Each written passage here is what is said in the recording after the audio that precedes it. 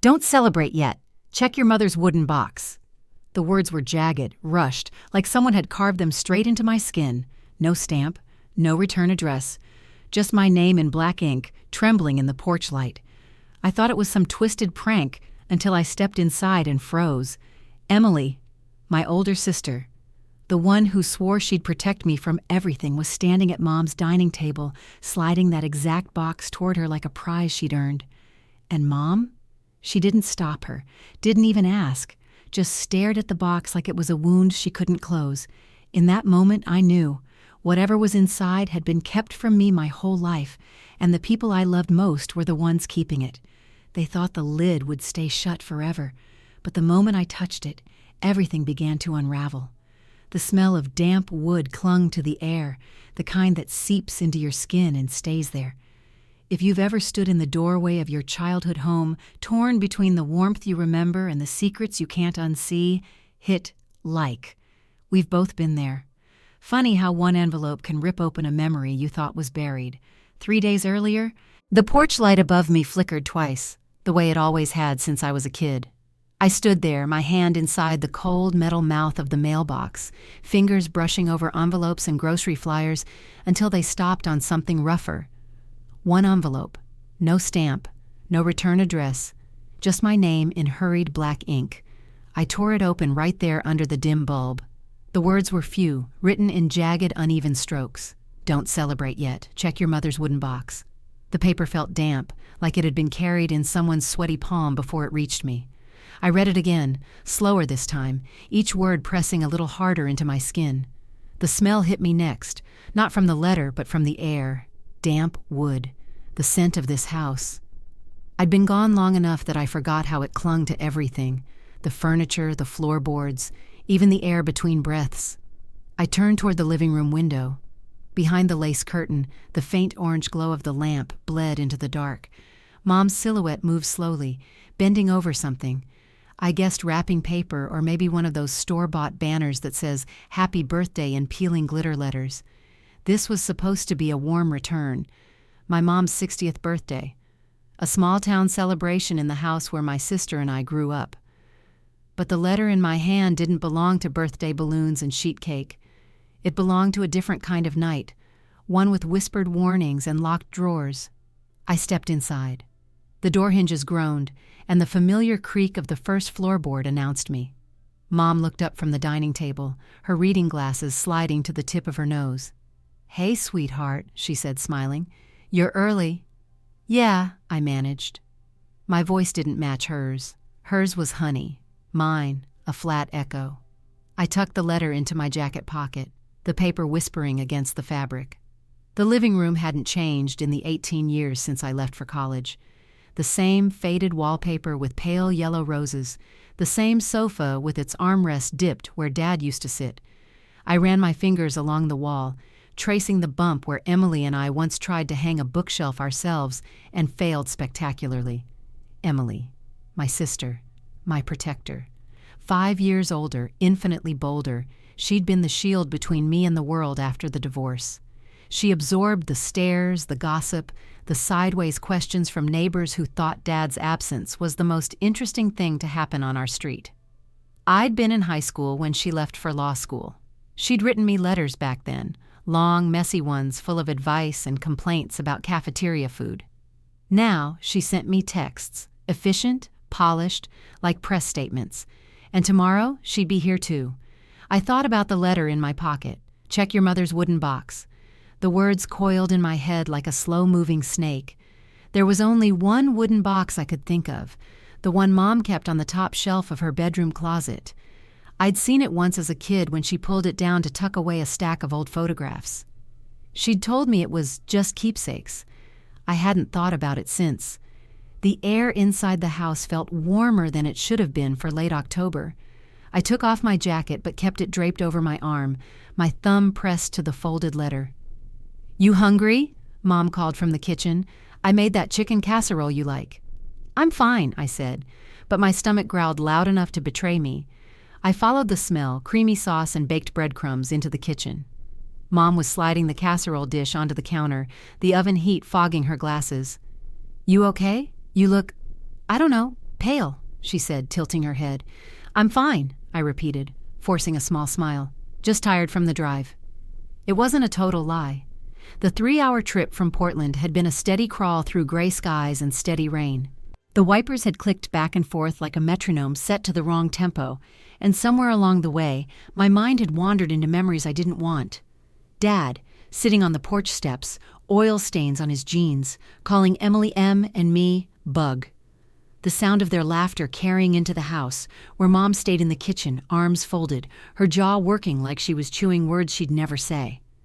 I shook the image off and scooped a spoonful of casserole onto my plate.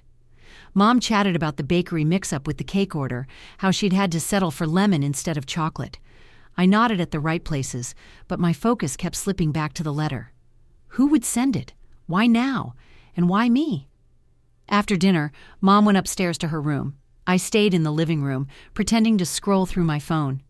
The house settled into its nighttime sounds, the hum of the fridge, the occasional pop from the heating pipes, the far-off murmur of Mom's TV in her bedroom. Outside, the streetlight cast a weak circle onto the wet pavement. I stood by the window, pulling the letter out again. The handwriting wasn't familiar. Not Emily's neat loops, not Mom's sharp slant. The letters leaned forward, urgent, like they were in a hurry to get away from me. I thought about ignoring it, tossing it in the trash. But curiosity has a way of sticking to me like static. It's the same itch that made me a journalist, and that itch was awake now. The wooden box. I pictured its carved lid, the dusty smell of its cedar sides. I pictured lifting it open, finding, what? Old family photos? Or something darker, something worth warning me about. The idea settled in my chest, heavier than the food I'd just eaten.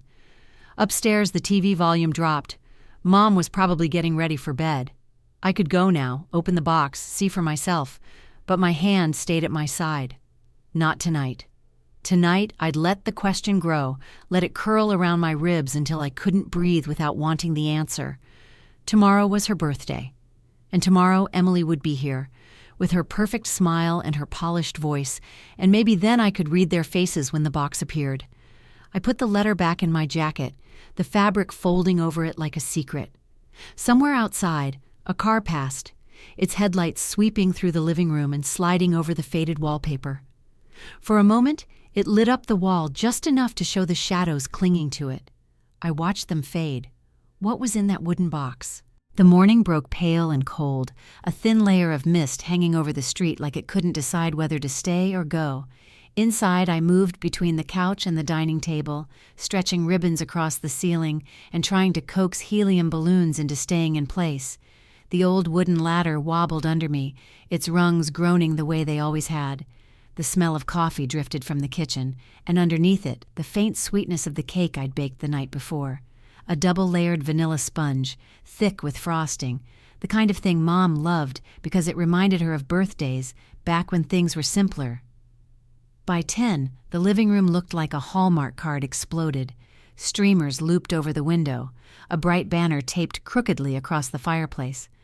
I stood back, hands on my hips, when the front door opened. "Hey, Bug." Emily's voice floated in first. She swept inside in a tailored navy coat, her hair pinned back, not a strand out of place. A silk scarf looped loosely around her neck, the kind you don't buy unless you're billing hours in the triple digits. She hugged me quickly, a press of fabric and perfume, and set down a gift bag at the edge of the table. "You've been busy," she said, glancing at the banner. "Crooked, but charming." I laughed once, short. "Good morning to you, too." Mom appeared from the hallway, her slippers whispering against the carpet. Emily's face lit up like a camera flash, all teeth and perfect timing. She reached for the gift bag. "Before we get lost in candles and cake," Emily said, "I have something special." From the bag, she pulled out a wooden box. Not just any wooden box, the wooden box. Even from across the room, I recognized the engraving on the lid, our family name carved deep into the grain, the letters smoothed by years of fingers passing over them. The wood had darkened with age, and faint scratches ran along its edges like tiny scars. "Oh, Emily," Mom's voice wavered as her hands closed around it. "I found this," Emily said, her tone light, practiced. "Thought it should come back home. A cherished heirloom, right? I stepped closer, the knot in my chest tightening. The anonymous letter in my jacket pocket seemed to burn hotter against my side. "Where'd you find this box, Emily?" My voice tried for casual but came out sharper than I meant. She didn't miss a beat. "Oh, just something Mom always talked about," she said, eyes flicking away as she smoothed a wrinkle in the tablecloth that didn't exist. I caught it, barely, but I caught it. That flicker, like her gaze had hit something she didn't want me to see. Mom traced the carving with her thumb. Her hands trembled, just enough for the light to catch it. "You okay, Mom?" I asked. "Just memories," she said, not looking up. Emily laughed softly as if the air needed breaking. "You're so sentimental." She leaned down to kiss Mom's cheek, her hair falling like a curtain that hid her expression from me. I stood there, balloons bobbing above my head, the room suddenly too bright. The colors of the streamers felt loud, almost mocking. The letter's words looped in my head. "Don't celebrate yet. Check your mother's wooden box." Now the box sat on the dining table between the cake and the stack of paper plates, like it was just another piece of the party. "Let's put it here," Emily said, sliding it closer to the cake. "Center of the table. Family pride." Mom nodded, though her eyes stayed on the floor. I busied myself with pouring coffee, but my ears stayed tuned to them. Emily chattered about her latest case the way she always did, confident, precise, as if even casual conversation was an opening statement. Mom listened, smiling at the right beats, but her fingers kept drifting to the edge of the box. When I set a mug in front of Emily, she thanked me without looking up. Her phone buzzed. She checked it, her lips tightening before she slid it face down on the table. I wondered if she'd looked at me just then, if she could tell I'd noticed. The party itself was small, just the three of us. We sang, we cut the cake, we toasted with coffee instead of champagne. I snapped pictures, though my eyes kept sliding to the box in the frame. At one point, Mom reached to move it aside to make room for plates. Emily's hand shot out, resting lightly on the lid. "Let's leave it," she said. "It looks nice here." The way she said it, smooth but firm, made my skin prickle. We ate, talked about neighbors I didn't remember, weather patterns I didn't care about. But under it all, the box sat there, silent and solid, holding whatever truth it had been keeping all these years. After we finished the cake, Emily offered to clear the plates. I followed her into the kitchen. "So," I said, keeping my voice low, "what's in the box?" She turned the faucet on, water rushing between us like a curtain. "Oh, Lily," she said with a small laugh, "you and your questions, just keepsakes." "Like what?" She glanced over her shoulder, her smile perfect but her eyes tight. "Nothing worth digging into." The faucet hissed. She rinsed the plates like the conversation was over. Back in the living room, Mom had moved to the couch, the box still untouched on the table. Her gaze was fixed on it, like it might open on its own if she stared long enough. Emily came in with more coffee. She sat beside Mom, leaning in to tell her something I couldn't hear. Mom's hand reached for hers, but Emily pulled back to brush a crumb from her skirt. I told myself I'd wait, I'd bide my time, but every minute I sat there, the itch grew worse. When the sun dipped low and the room filled with that honeyed late afternoon light, Emily stood to leave. She hugged Mom, then me, quick and perfunctory. "Don't work too hard," she told me, and I wondered if she meant on the party or on the truth. The door closed behind her. I looked at Mom, who was still staring at the box. "You want me to put it away?" I asked. "No," she said, shaking her head. "It's fine there. Fine." But her voice said otherwise. I sat down, my fingers curling against my knees. The letter's words echoed again, louder this time. The box waited, and so would I. The house had fallen into that deep after-party silence, the kind that makes every creak sound like a confession. From downstairs, I could hear the faint tick of the grandfather clock in the hallway. Upstairs, Mom's bedroom door was shut. No voices, no TV, just stillness. I sat on the couch for a while after cleaning up, staring at the empty cake plate stacked by the sink. The wooden box was still on the dining table when I'd walked past earlier, but I knew Mom wouldn't leave it there overnight. She was the kind of person who hid birthday cards in drawers and tucked photo albums under beds, like even memories needed to be locked away. and that letter in my jacket pocket hadn't stopped whispering since the moment I read it. I moved slowly, padding up the carpeted stairs in my socks, the wood underneath sighing at my weight. The hallway was dim, just the yellow wash from the bathroom nightlight spilling halfway across the floor. Mom's door was closed, but her soft breathing came through the crack. I waited, counting the seconds between each inhale, before easing the door open. Her bedroom was a time capsule, the same floral curtains from my childhood, the same dresser topped with porcelain figurines, their glassy eyes fixed in permanent judgment. A faint smell of lavender powder hung in the air, mixed with the mustiness of old fabric. The closet door stood half open. I slipped inside, the carpet changing to cool hardwood beneath my feet. My eyes adjusted to the dark, shapes slowly sharpening, stacks of shoeboxes, a leaning tower of folded blankets, the faint outline of that wooden box high on the shelf. It took a chair to reach it. The legs scraped faintly against the floor as I dragged it over. I froze, glancing toward the bed. Mom shifted once, but didn't wake. The box was heavier than I expected. The carved family name on the lid was as smooth as I remembered, the edges worn soft from years of handling. My fingers traced the grooves, feeling every dip in the letters. I knelt on the floor, the box between my knees, and opened it. Inside, neat stacks of paper tied with fraying twine. My father's handwriting, recognizable in an instant even after 18 years, looped across yellowing envelopes. I untied the first bundle, my hands trembling just enough to make the knot stubborn.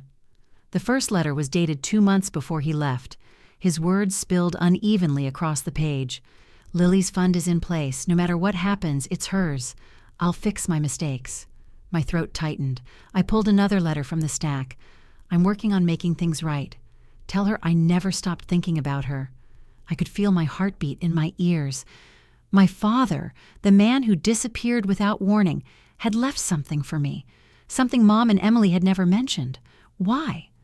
I flipped through letter after letter, phrases leaping out like sparks in the dark. The account for Lily, regret what I did, make sure she gets it when the time is right. I pulled my phone from my pocket, angling it so the glow wouldn't spill too far. The shutter clicked softly as I snapped photo after photo, each image another knot tightening in my stomach. When I'd taken enough, I tied the letters back up, hands moving faster now. The lid closed with a muted thud.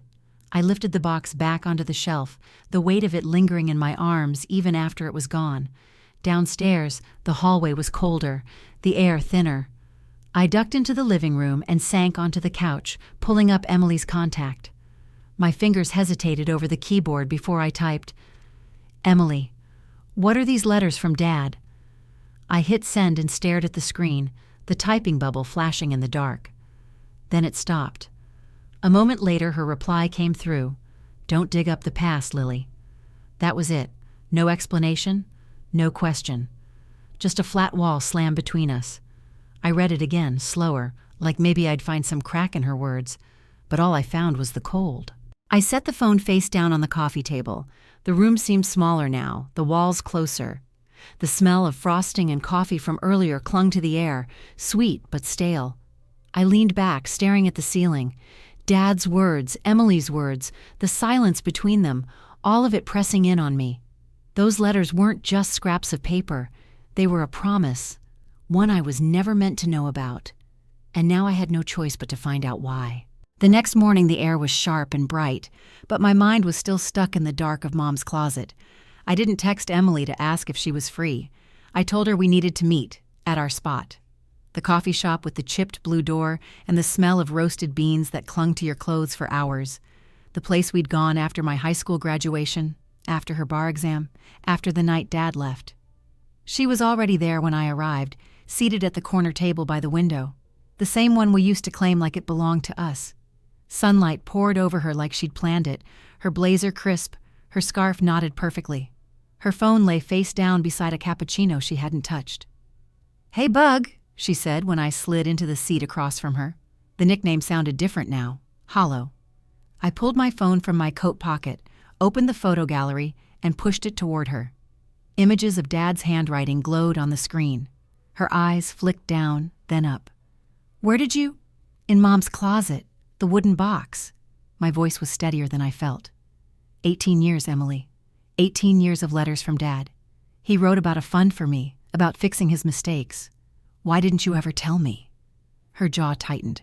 She took a breath, sat back, and said almost casually, "Because I used it." The words hit like a glass shattering on tile. "You what?" "I used the money, Lily," she said, folding her hands neatly in front of her, "for law school, for other things." "What other things?" She didn't flinch. I had debts, and I needed to make sure certain people stayed out of my way. I blinked. "You bribed someone?" Her lips pressed into a thin line. "It wasn't like that." "It is like that," I snapped. My voice bounced off the wooden walls, earning a glance from the barista. I lowered it, but the heat in it stayed. "You took Dad's money. You used it to bribe an official, and you decided I didn't need to know?" Her gaze didn't waver. "You didn't. You had your career, your independence. I had to fight for mine. I did what I had to do for the family." "For the family," I repeated, the words tasting bitter. "Or for yourself?" The hiss of the espresso machine filled the space between us. Outside, a bus rumbled past, making the glass tremble slightly. "My sister, my protector," I said quietly. "You stole from me." Emily's expression didn't change, but something in her eyes flickered, so quick I almost missed it. "You deserved the truth," I managed, my throat tightening. Her reply was cold, deliberate. "I did it for the family, Lily. You wouldn't understand." I leaned back, the wooden chair creaking. "Try me." But she didn't. She picked up her cappuccino, sipped, and set it down without looking at me. Steam curled between us and vanished into the air. In the reflection of the window behind her, I saw us as we must have looked to anyone passing by. Two sisters, sipping coffee, talking like any pair of women catching up on life. No one would know that in this moment, something between us was breaking in a way we'd never be able to fix. The letters were still in my phone, the proof. But now I knew there was more. There had to be more. I wrapped my scarf tighter around my neck, my nails digging into the fabric. I wasn't just going to let this sit. Whatever Emily was hiding, I was going to find it. Emily's words stayed with me long after I left the coffee shop. I walked the familiar streets like a ghost, but the only thing I could feel was the grit of them under my shoes. I did it for the family. That line was lodged under my skin like a splinter. By the time I got home, the sky had shifted to a dull pewter gray. Mom's car wasn't in the driveway, probably at the store or with one of her friends. The house felt hollow without voices, the quiet pressing in from every wall. I didn't go to my room. I didn't sit down. My feet carried me straight to the narrow hallway at the back, where the pull-down ladder to the attic dangled its frayed rope. The ladder groaned under my weight as I climbed. The air up there was still, thick with the scent of dust and cedar. It was colder, too, the kind of cold that feels older than you are. A single bulb hung from the center beam, its chain swaying slightly from the draft I'd brought in. Boxes lined the edges, some marked with black marker. Christmas, school papers, Dad's tools. I moved them one by one, my fingers brushing against brittle cardboard and stiff packing tape. Then, under a stack of yellowed newspapers, I saw it. A leather-bound journal, the cover worn smooth in some places and cracked in others. I sat cross-legged on the splintered boards and opened it. The first few pages were harmless. Dates, grocery lists, half-finished notes about repairs around the house. But then the handwriting shifted. Longer sentences, phrases underlined twice. Emily chose her path with the company. The words seemed to lift off the page, heavy and sharp all at once. I read them again. The company. My mind went back to a single conversation with Dad when I was maybe 8 or 9. We were sitting on the porch steps, my scraped knees stinging from another failed attempt at learning to ride my bike on the gravel path out back. He'd mentioned a company in Seattle, his voice low, like Mom could hear us through the screen door. He didn't give details, just that he'd gotten in too deep and was trying to find a way out. I'd forgotten about it for years, until now. Could this company be the same shady real estate firm I'd overheard him argue with Mom about, the one she told Emily to stay away from, in a tone that didn't sound like advice, but like an order? The thought pulled at me in two directions. Part of me wanted to slam the journal shut, shove it back under the papers, and pretend I hadn't seen any of it. The other part, the bigger part, wanted to know exactly what path Emily had chosen with them. I turned the pages slowly, careful not to tear the edges. There were more entries. It wasn't her fault at first. They dangled it in front of her. She took the bait. I should have stopped it before it went this far. The ink trailed off in places, smudged like he'd pressed his hand over the words before they dried. My chest felt tight, as if the air in the attic had thinned. I closed the journal and held it in my lap. The leather was cool under my palms. It didn't feel like just paper and binding. It felt like something alive, something that had been waiting for me specifically. Dad's letters had been a promise. This journal felt like a warning. I slipped it into my tote bag, careful to wrap it in an old towel I found in a nearby box. The attic floor creaked under me as I stood, the sound echoing like it was carrying the weight of what I'd just found. Back downstairs, I set the bag on the kitchen table and poured myself a glass of water. My hands were trembling enough that the glass rattled against the counter. I kept seeing that line in my head. Emily chose her path with the company. It was no longer just about the money Dad had left for me. It was about why Emily, and maybe Mom, had buried every trace of what he wanted me to know. I looked out the kitchen window toward the horizon. The clouds were breaking apart, and a thin strip of pale sunlight cut through. It hit the table right where the journal sat inside my bag. Seattle. That's where Dad's trail had ended. That's where this company was. I didn't know exactly what I'd find there, but I knew I couldn't stay here, circling the same half-truths. I took one last sip of water, my mind already moving faster than my hands. If Emily had chosen her path, then it was time I started walking mine, straight toward the truth. The journal was still in my bag when I left the next morning. I didn't bother telling Mom where I was going. She would have asked questions I wasn't ready to answer, or she'd pretend not to care, which would have been worse. The drive to Seattle was 3 hours of wet pavement and low clouds pressing down on the skyline. The wipers thumped a steady rhythm, giving my thoughts a backbeat. Emily hid this box, too. How deep does her betrayal go? By the time I crossed into the city, the rain had thinned to a mist that clung to the windshield, turning streetlights into soft halos. I followed the directions to an address scrawled in one of Dad's old letters, a place I'd never been but felt strange familiarity for.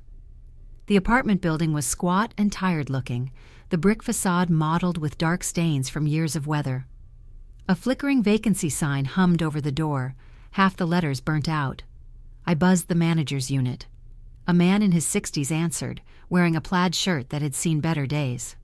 "You looking for someone?" he asked, leaning on the doorframe. "Yeah, my dad, Tom Harrison. He used to live here." His eyes softened, but the change in his voice landed like a stone. "Oh, you must be Lily." I froze. "You know me?" He nodded. "Tom talked about you. A lot. He passed away 2 years ago." The words hit harder than I expected. I'd spent years imagining running into him on the street or getting a letter out of the blue. I didn't realize that somewhere in the back of my mind I'd been keeping him alive. The man stepped aside, motioning me in. The hallway smelled faintly of mildew and overcooked onions. Before he passed, he told me there was something for you, a safe deposit box. Said it was for your eyes only. Something in my chest stirred. Hope. Dread. I couldn't tell. "Where is it?" "Downtown Bank," he said, scribbling the name and address on a notepad. He left instructions, but you'll need proof you're his daughter. And authorization from someone named Emily Harrison. The paper in my hand blurred. "Emily?" That's what he wrote. He shrugged, not knowing he'd just handed me another piece of the knot I'd been trying to untangle. The bank was all glass and steel, polished so clean I could see my reflection in the doors. Inside, it smelled of carpet cleaner and paper. The clerk, a woman with a name tag that read M. Collins, listened patiently as I explained who I was. When I slid my ID across the counter, she nodded, typing something into her computer. Then her eyes flicked up. "I'm sorry, Ms. Harrison. The account requires co-authorization from Emily Harrison before access is granted." I swallowed. "There has to be another way. My father's instructions—" "Bank policy," she said, her tone final. Without both signatures, the box stays sealed. My hands curled into fists on the counter. I wanted to argue, to push until something cracked, but I knew it wouldn't matter. Rules like that weren't meant to bend for people like me. "Thank you," I said tightly, gathering my things. The air outside felt heavier than when I'd gone in. I stepped onto the fog-damp sidewalk, the sound of the city muffled under the mist. That's when I felt it, that prickling at the back of my neck, the one you get when someone's eyes are on you. Across the street, half hidden under the shadow of a boarded-up storefront, stood a figure in a dark coat. They weren't moving, just watching. I forced myself not to freeze. I walked to my car, the keys biting into my palm. The reflection in the driver's side window showed the figure still there. I slid into the seat, started the engine, and pulled into traffic without looking back. But my pulse stayed high the entire drive out of the city, as if their stare had burned a mark between my shoulders. By the time I reached the highway, the fear had hardened into something else, something hotter, sharper. Emily had the key to whatever was in that box, and if she thought she could keep it from me, she'd underestimated how far I was willing to go. I gripped the steering wheel, the road ahead cutting through the fog like a dare. By the time I pulled into Mom's driveway, the fog from Seattle still clung to my jacket. I didn't even stop to hang it up. I went straight to the living room, my bag slung over one shoulder, the weight of Dad's letters and the journal like bricks inside. Emily was already there, sitting on the edge of the couch with her legs crossed, scrolling through her phone like this was any other Tuesday. Mom was in her recliner, a folded blanket across her lap, her eyes flicking from Emily to me as if she could feel the storm coming. I didn't ease into it. I dropped the journal and the bundle of letters onto the coffee table. The sound cracked through the room. "Recognize these?" My voice was sharper than I'd planned, but I didn't care. Emily glanced at them, then at me, her expression unreadable. Mom's eyes darted to the letters, and in that split second, her face gave everything away. "You knew," I said, my gaze fixed on her. She opened her mouth, closed it, then opened it again. "Lily." Her voice was fragile, but the kind that comes after years of hiding behind it. "You knew about Dad's money?" Her eyes brimmed, but she didn't look away this time. "Yes." The word landed heavy. "I knew," she went on, her voice trembling. "Emily and we agreed it was better if you didn't. We were trying to protect our family's name." I laughed, short, humorless. "Protect it from what? From me knowing the truth?" Emily shifted forward, her elbows on her knees. "It wasn't just about the money, Lily. Dad's past. There were things you didn't need to carry." "Things like what? That he made mistakes? That he wanted to make them right? Or that you decided to take what was mine and bury it?" My words came faster, harder. Emily's eyes wavered just enough to betray her. "Protection or manipulation?" I asked, the words snapping like a live wire between us. The clock on the wall ticked loud in the silence that followed. It felt like each second was pulling another thread out of what little trust I'd had left. "Lily," Mom started, "we thought—" "No," I cut in. "You didn't think about me. You thought about yourselves. About keeping whatever story you've been telling this town for 18 years. Emily's jaw tightened. "You're twisting this." "I'm twisting nothing," I said. "I'm untangling what you've knotted up." The clock kept ticking, steady and merciless. Then my phone buzzed on the table. I didn't recognize the number. One message: "Stop digging or regret it." The room seemed to tilt. My eyes flicked to Emily, then to Mom. Neither of them reacted, but my pulse pounded so loud I almost couldn't hear the clock anymore. I picked up the phone, held it up so they could both see. "Either of you want to explain this?" Silence. Emily stood, smoothing her skirt like that could erase the tension. "I'm not doing this with you if you're going to throw around accusations." "You don't get to walk away," I said, stepping in front of her. "You have something I need. Dad left that box for me, and you're going to give me the bank authorization." Her eyes narrowed. "And if I don't?" "Then I'll find another way," I said, my voice low. "But I promise you won't like it." The clock ticked on, steady as my resolve. Emily's signature was the last thing I needed, and getting it was an ugly process. I didn't ask twice. I stood in her office doorway, the journal in one hand, my phone in the other, and told her if she didn't sign the authorization form, I'd go public with everything I had. She signed without meeting my eyes. The pen scraped across the paper like it was cutting something open. The next morning, I walked into the bank with the form in my bag, the weight of it heavier than it should have been. The clerk recognized me from last time. Her tone was clipped but polite. "Follow me, Ms. Harrison." She led me down a narrow hallway behind the counter, the air turning colder with each step. The hum of the fluorescent lights was louder back here. We stopped at a reinforced metal door. She unlocked it, then guided me inside. The vault smelled faintly metallic, like coins and dust. A long row of identical boxes stretched out along the walls, each one locked behind its own tiny keyhole. She stopped at mine, number 217, and inserted the key. "Take all the time you need," she said before leaving me alone. The box slid out with a metallic groan. I carried it to the small table in the center of the room. The metal was cold against my fingertips. Inside was a single envelope, yellowed at the edges, and a small USB drive tucked in a plain plastic bag.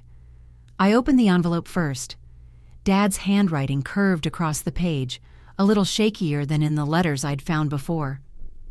"Lily, if you're reading this, then I couldn't tell you in person. I worked for a company that was not what it claimed to be. They made money by taking from people who had no way to fight back. I was part of it, and I can't undo what I did. I set aside $500,000 in your name, not to buy forgiveness, but to give you the chance to live clean, away from all of this. You deserve the truth." I traced the indentations his pen had left in the paper. He'd written, "Deserve the truth," with more pressure than the rest. The USB was light in my hand. I slipped it into my laptop. A folder popped open, one I didn't expect to see. Emily Harrison emails. I clicked. Thread after thread loaded onto the screen. Her name next to another, Marcus Lane.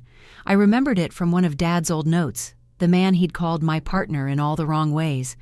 The emails were dated years back, long before Dad died. Subject lines that looked benign, follow-up, regarding paperwork. But inside, they were about orchestrating fraudulent property sales. Detailed instructions, numbers that matched the firm Dad had mentioned. And Emily wasn't just aware, she was giving advice, directing Marcus on how to bury trails, which inspectors to bribe, which clients to manage. The worst part? She'd sent some of these messages the same year she'd told me she was starting fresh after law school. My mouth went dry. I scrolled faster, my pulse in my ears. The truth hit me in two blows. Emily had been working with Dad's corrupt partner, and she'd let me believe she was protecting me from his sins, when she'd been profiting from them. She'd led me here. She'd signed the authorization knowing I'd find this. But why? I clicked on the most recent file. It was an accidental attachment, a string of internal firm emails from months ago. Emily wasn't trying to hide this from me anymore. She wanted me to waste my time chasing what she thought would be a dead end, maybe to pull me away from something else I was close to finding. Only, she'd miscalculated. I sat there in the chilled vault, the hum of the lights over my head, staring at the USB like it had just rewritten the last 2 decades of my life. Emily didn't just steal. She built her life on lies, and she'd used me as part of her cover. I put the letter back in the envelope, slid the USB into my bag. My hands shook, but not from the cold. If Emily thought this would stop me, she hadn't been paying attention.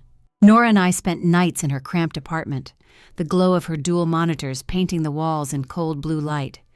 Her fingers moved fast over the keyboard, tracing shell companies, dummy accounts, and half-buried deeds. The deeper we dug, the more the names overlapped, Emily's among them, linked in ways that could no longer be explained away as coincidence. We'd agreed, if we found something solid, we'd go public. Not in an article, not with months of careful editing, immediate, loud, the kind of exposure you couldn't smother. It came in the form of a single email from the USB, a thread between Emily and Marcus Lane, dated 2 years ago. The language was careful, but the intent was clear.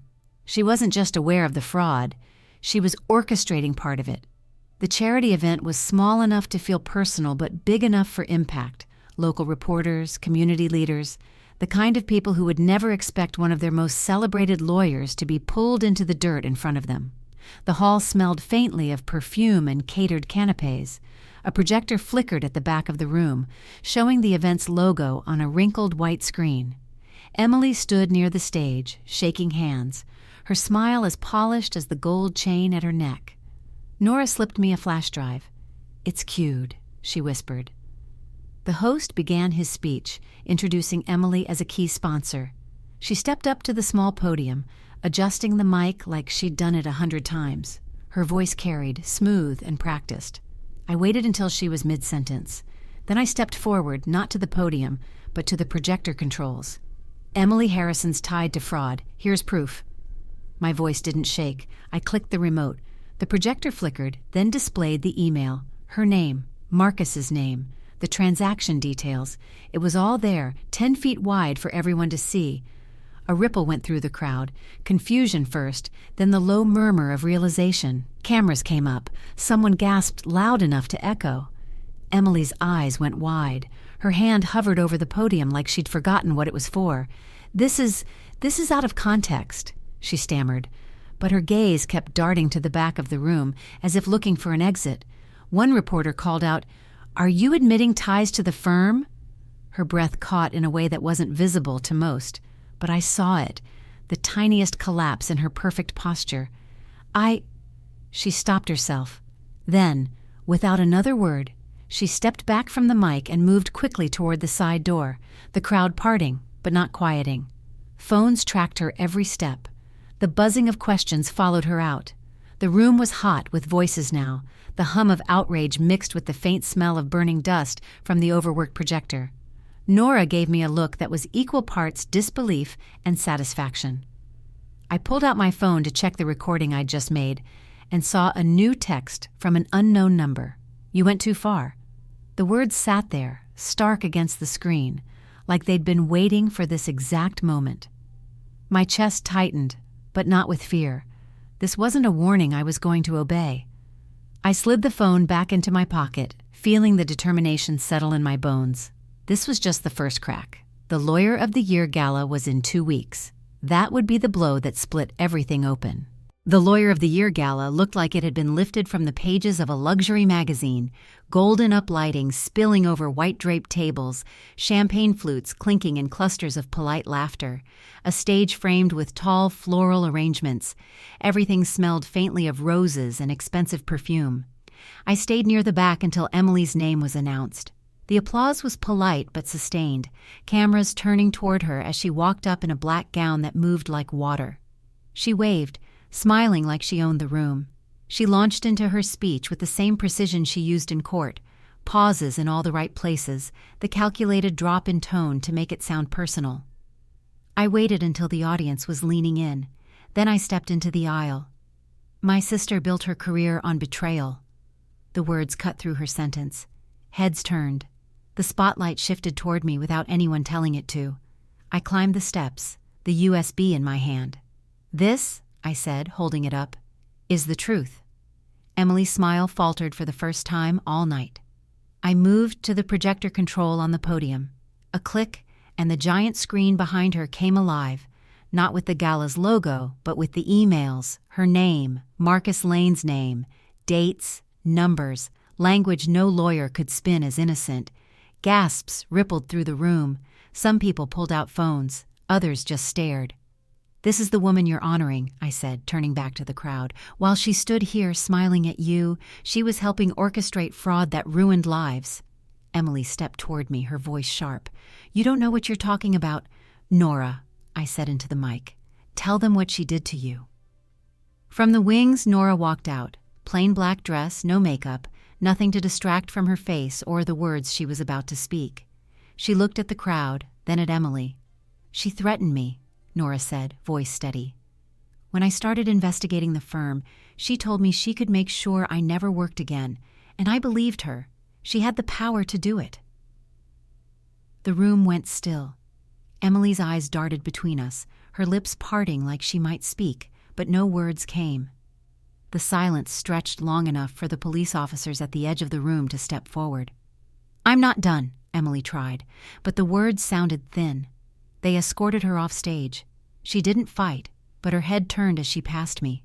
That look, half fury, half something I didn't want to name, seared into me deeper than any insult could. The applause started before the officers reached the door. Not loud, but insistent. People stood, cameras flashed. Nora stepped closer to me, but I didn't take my eyes off where Emily had gone. Exposing her freed me, but her glare followed me long after the door shut behind her. The fallout came fast. By the end of the week, Emily's face was on the local news, not smiling from behind a podium, but framed between phrases like fraud investigation and pending suspension. The law firm she'd bled for issued a statement that sounded more like a eulogy than support. I didn't feel the victory I thought I would. A plain white envelope showed up in my mailbox 2 days later. My name, written in Mom's tight cursive, sat in the center like it had been pressed there with reluctance. I didn't open it right away. It followed me from the counter to the desk to the couch, sitting there like it knew exactly how much space it took up in my head. When I finally tore the flap, the smell of her perfume slipped out, faint but familiar. The paper was lined, the blue ink dipping and rising where her hand had pressed harder.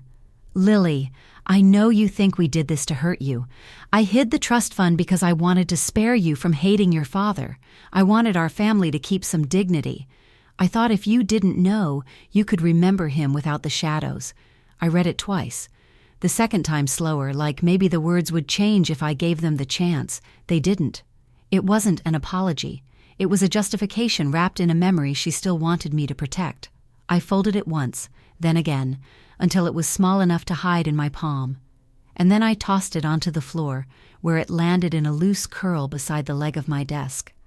The silence in my new Portland apartment felt different than Mom's house, less like a pause between arguments, more like the space after a slammed door. Outside the window, the city moved on without me, a bus brake hissing, a dog barking 2 streets over. Morning light crept across the hardwood, stretching from the far wall toward me. It lit the edge of my desk, then the closed notebook in front of me. I opened it and started writing, not for an article, not for anyone else, but for me. It was about Dad, not the man Emily and Mom curated for me, but the one I'd pieced together from the letters, the journal, the spaces between his mistakes. Every sentence felt like dragging something heavy into the light. Somewhere between paragraphs, I glanced at the phone on my desk. No new messages, but the memory of the last anonymous text lingered like static under my skin. You went too far. Who were they protecting? Emily? The firm? Or something I hadn't even touched yet? The question sat there just out of reach as the sunlight inched closer to the crumpled letter on the floor. I let it lie there. 6 months had a way of blurring everything, turning sharp edges into softer outlines. But the cemetery was exactly as I remembered. The gravel path still crunched under my shoes. The air still held that faint, earthy coolness that lingered under the shade of old oak trees. Dad's headstone was simple. No ornate carvings, no grand inscriptions, just his name, the dates, and enough space for sunlight to rest on it without interruption. I knelt, brushing away a stray leaf caught in the grass at its base. In my hand was the letter, cream-colored paper folded neatly in thirds. I'd rewritten it twice before deciding it didn't need to be perfect. It just needed to be mine. I set it down against the cool stone. "Thank you," I whispered, though the words didn't feel big enough. "Thank you for the truth. Thank you for not letting me live in the version of you they built for me. Thank you for giving me the choice to see it all, the good, the ugly, and the part that broke me." The wind shifted, carrying the faint hum of traffic from beyond the gates. For a moment, I could almost imagine him listening. The last half-year had been a strange kind of rebuilding. My byline had started showing up in places I used to dream about. Stories about corruption, fraud, the people who thought their secrets would never see daylight. People called me brave. I smiled when they said it, but inside I thought about all the nights I'd woken up from the same dream, Emily standing in a doorway, her eyes wet, saying she was sorry. Every time I reached for her, and every time I woke to the sound of my own breathing in an empty apartment. Truth had set me free, but it had cost me everyone else. I stood, letting my fingers rest on the stone for one last moment. The sunlight caught my hand, warm and steady, as if to say, "You're still here. Keep going." As I turned toward the path, I glanced back and felt it again. The same faint shadow in the corner of my thoughts. The anonymous texter. The warning, "You went too far." I still didn't know who they were or who they thought they were protecting. Maybe I never would. But their presence reminded me that every truth I told had a ripple, and someone, somewhere, was always watching. I looked into the camera I'd set on the tripod by the fence, the one I use now to share my stories with thousands of strangers who felt like a kind of chosen family. "What would you do if your whole family hid a lie to protect themselves?" I asked. I let the question hang, the wind and the quiet filling the space after it. The sun slid higher, pouring gold over the stone behind me. It felt less like an ending and more like a beginning, messy, uncertain, but mine. "Share your moment of facing a painful truth below," I said, the smallest smile pulling at the corner of my mouth. "Like, subscribe, and join me for more stories of resilience. We'll keep uncovering them together." The camera light blinked, the red dot steady as if it knew this was the story I was always meant to tell.